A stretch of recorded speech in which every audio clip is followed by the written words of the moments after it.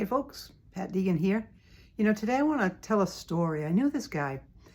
He was a young man and he was really interested his whole life in becoming a first responder in the community he grew up in. He really, really cared about other people, and he wanted to be that guy in the community that you could count on, and who in many respects was a hero and a true helper.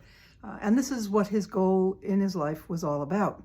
He also developed psychosis, schizophrenia to be exact, and he really struggled with taking medications. He really didn't want to take medications.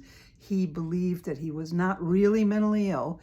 He believed that he needed to be a strong person and that he was not weak and could do his life on his own and didn't need medication. Well, of course, the temptation is to get in there and argue with him.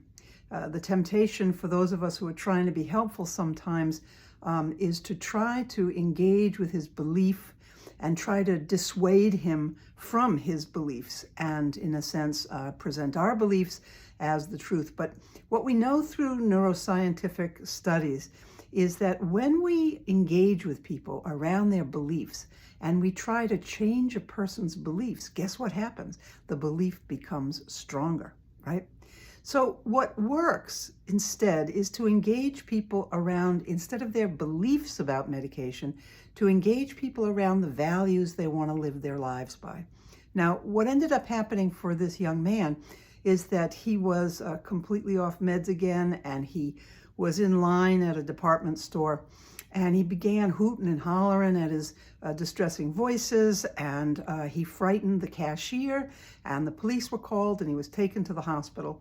And of course, when he was in the hospital, I visited, and we were chatting. And instead of talking about, hey, you really should take your meds, maybe you need to gain insight, or that you have a mental illness, that wouldn't go anywhere. Rather, I engaged him around the values that he wanted to live his life by. He wanted to be a helper. He did not want to be the person who frightens people. He wanted to be a community first responder.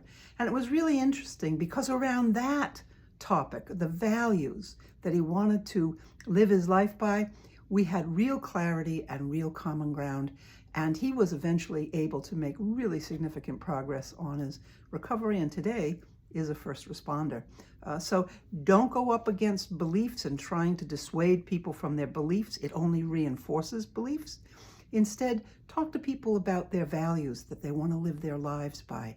And it opens up common ground and a whole new dimension for a conversation. Have a good one.